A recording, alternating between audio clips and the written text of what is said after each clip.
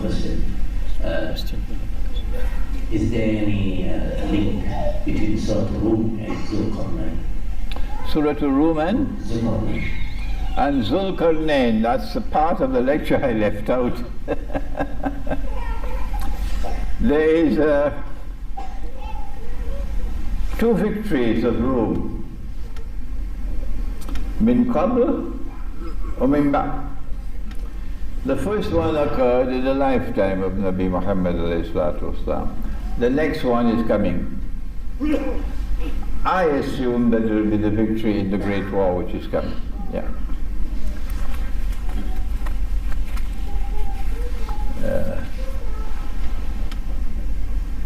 Qarnain means two corns, not two horns, because the Quran has never used qarn to mean a horn.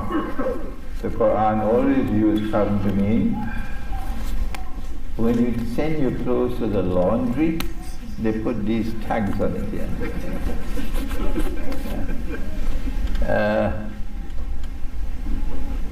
Qarnain therefore be two people, two generations. The first of the two corns, he was able to contain Gog and Magog. And we're able to recognize Gog and Magog because they are the ones who will bring the Jews back to the Holy Land to reclaim it as their own. This is modern Western civilization. It's not only the civilization of Dajjal, but Gog and Magog also there in the civilization. Okay. He built the barrier built of blocks of iron with copper. And Gog and Magog were contained. They could not pass through, they could not scale. In the language of chess, you could say that he checkmated them.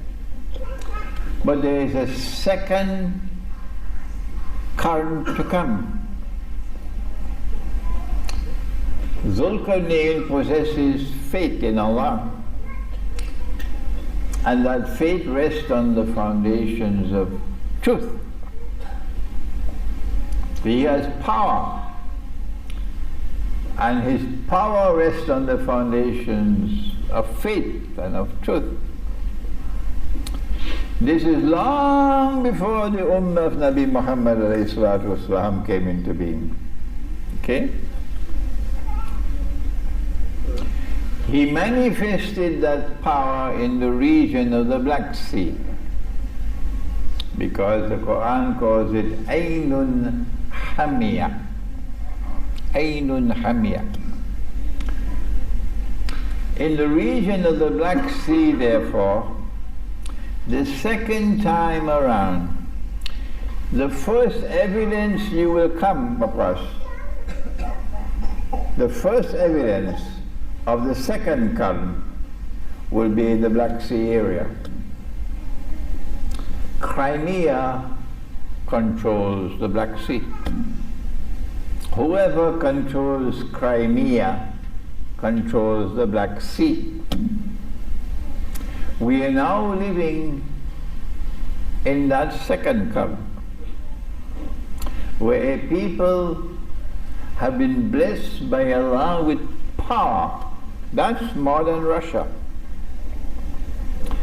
And that power rests on the foundations of faith, because Russia got rid of the Soviet Union, got rid of atheism and communism, and Russia is returning to her Orthodox Christian faith.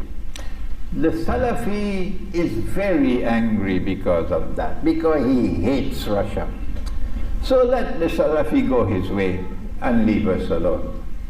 We are happy that the Russian people are returning to the Orthodox Christian faith.